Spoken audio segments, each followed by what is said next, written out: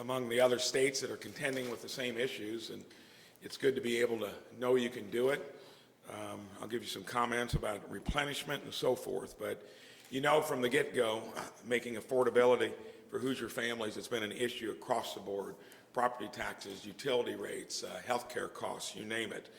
April 1st, I suspended Indiana's gas tax on the usage side of it.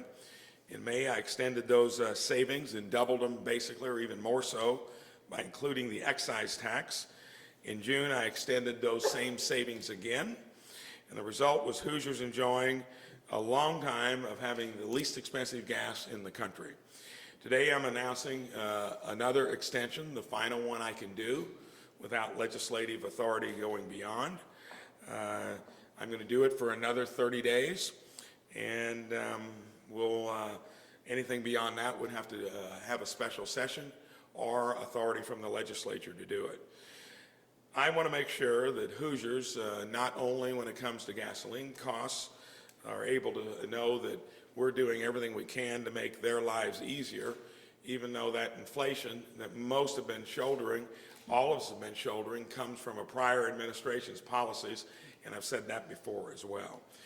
These savings will carry us through the heavy travel time of summer across the 4th of July and beyond, and it's another example of using every tool you can in your toolbox and being able to do it in a way where if you run government efficiently and you're getting the right economic development on the revenue side, you get a win-win.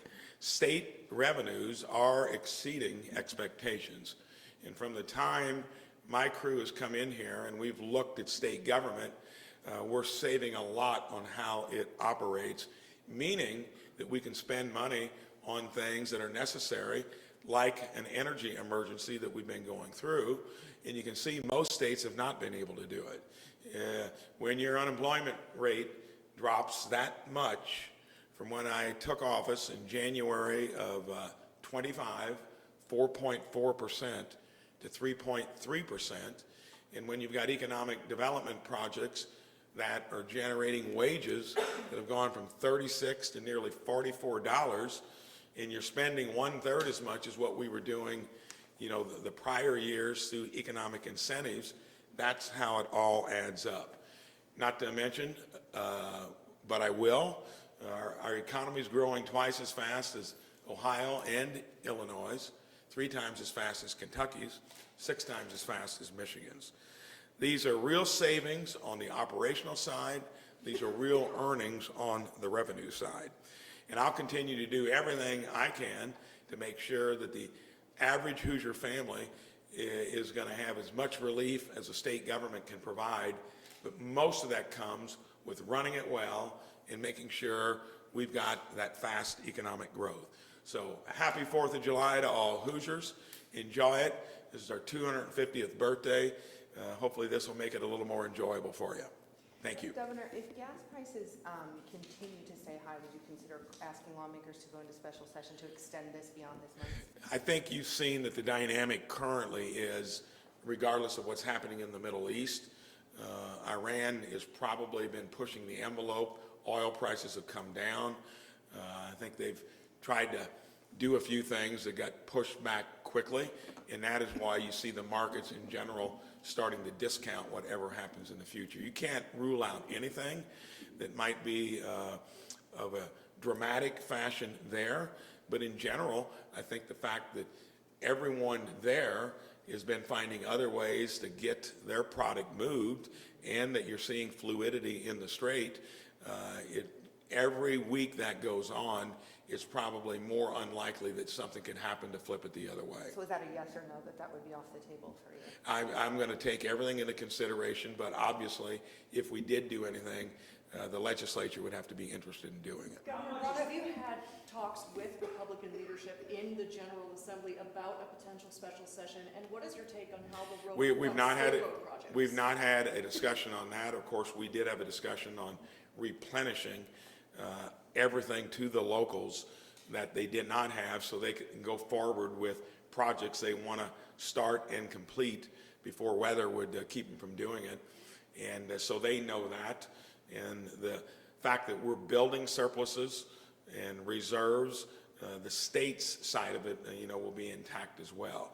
There is a longer-term consideration in terms of infrastructure, which has gotten so costly due to steel and concrete going up way more than most other parts that feed into inflation.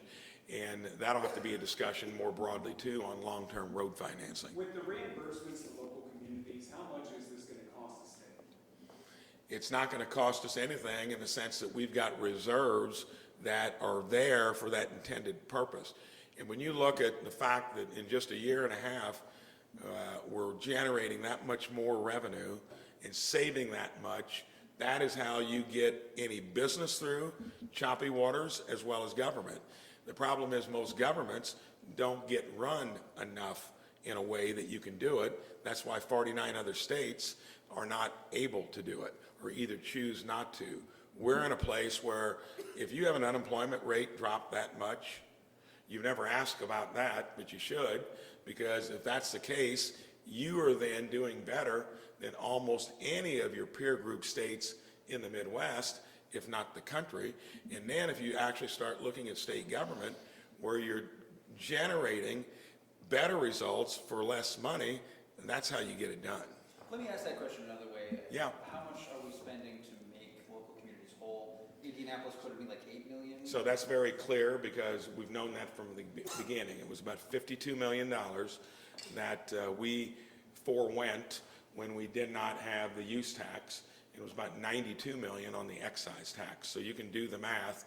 And we've been exceeding on revenue alone to cover it, not to mention that is how you get through periods when other places can't do it because they don't run themselves accordingly. So that's the amount. And that hasn't changed really from the time we did it first in April, and then use tax and excise tax has been in play for 2 months, and now it'll be another month. So just clarification, so communities that are saying, hey, this is how much we lost in revenue, this is how much we lost, can they? They're gonna be expect their made full- whole. The full amount? Okay. Yep. Governor, you mentioned long-term infrastructure funding. Will we see you pushing to rely less on the gas tax, maybe next legislative session? For funding?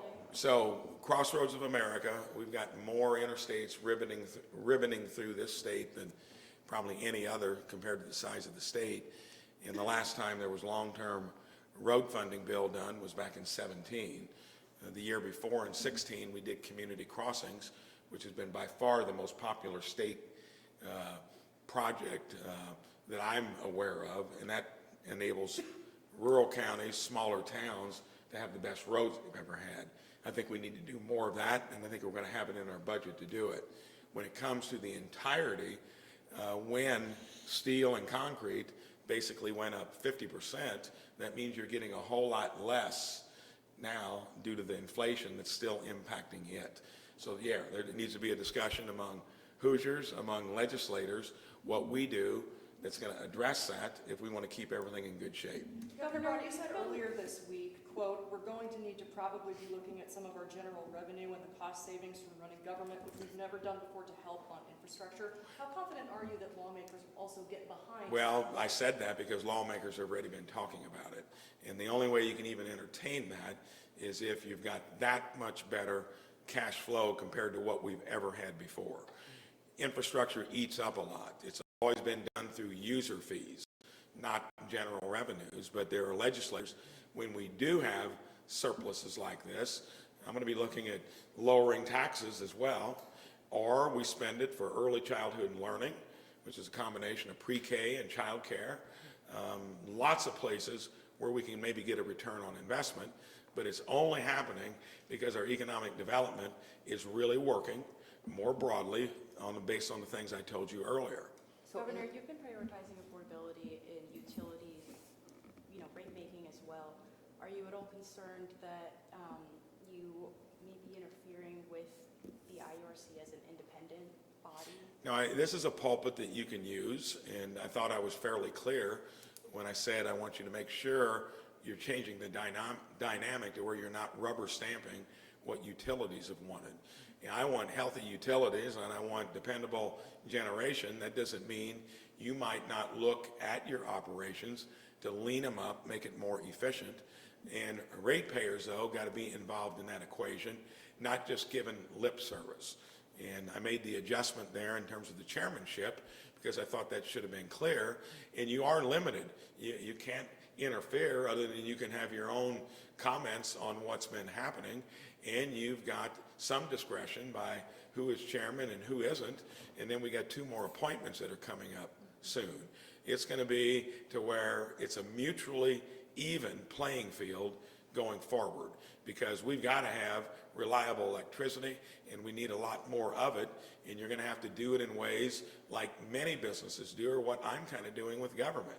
You can't just expect always to get rubber stamped when you want more money on anything. I don't think that makes sense to any of you. With Mr. Valletta's resignation, when he handed in his resignation letter, did he indicate to you why or what it was about? Well, I think he can see where he's coming close to where it was going to be a expired term anyway. Been there a long time. I'm not one that thinks you should camp out in any job for overdue amount of time. And I think he could see that it was maybe going to be going in a little different direction. That's healthy to get new blood into any organization. That's why I'm a big believer in term limits at the federal level. And you can see why. Look what we've got there. On the issue of the Bears, there seems to be a slight hiccup regarding Porter County Yep. local funding for the project. Do you tend to get involved in any way? What are talks? So that doesn't have anything that would be substantial in terms of the deal.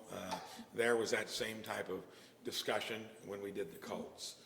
And I think that is so tangential to everything else. That's not going to make a difference.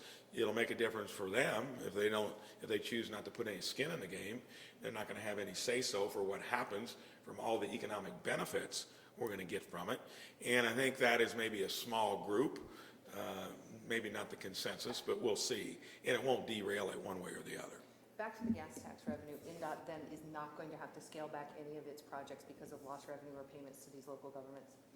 No, because NDOT is wrestling with what do we do if we want to improve any highways in a major way in this state, or we wouldn't be able to do a 69, for instance, with all that took, because we knew exactly when that was going to flatten and wane, and it just did what we knew it was going to do back in 17.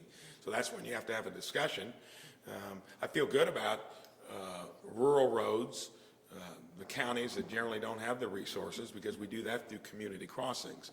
And I'd like to bump that up a little higher because it's been such a successful program. And again, that's with skin in the game. And I remember when we first did it, there were complaints from mayors and commissioners that they had to pay anything. Now they love it and they want more access to it. So the big discussion is going to be for all states.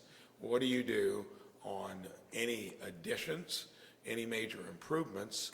You know, we knew that due to the efficiency of vehicles and that it's 100% dedicated funding, and yes, in the past, we generally haven't gone into general revenues. This would be the first time ever we've even had the ability to maybe look at that.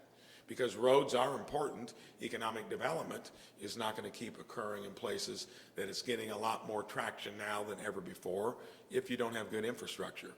Indiana Capital Chronicle reported that the Westfield Correctional Facility will have space for fireman squads. Is that something your administration had a hand in? And with another inmate potentially having an execution date set soon, what do you think is the future of the death penalty in Indiana? So I think that's a discussion legislators are going to have. You can see that it's not an easy navigation. It's not always easy, even if you're using the method we use, to actually be able to count on it. The prior administration had to, I think, buy 3 doses at a time, and 2, lost their shelf life. It's something where that's not an easy conversation. There are many that want to have a broader conversation on capital punishment in general, and there are some legislators that want to. Some it's not a big deal to, and even if you are doing it, it's not an easy navigation. That'll be up for them to have that discussion, and I'll weigh in accordingly. Community crossings was capped in the last budget. Do you want to remove that cap? So many things, if you don't, it wasn't the only capped things in the last budget. That was a faulty budget forecast, which I think was done with their best intentions, but it was a snapshot of how tariffs were impacting their forecasts. They just put too much weight on it when it was clear to me and clear to many others that the economy was plowing through it, persevering. So here, the benefit is, just look at the math. We're generating a lot by running government more efficiently, and it's the hottest our economy has ever been. And I wish you'd put more of that out there, because that's the truth. And I think that would give Hoosiers a better feeling for what's really been happening and what they can look forward to. Thank you. Those were good questions. Appreciate it.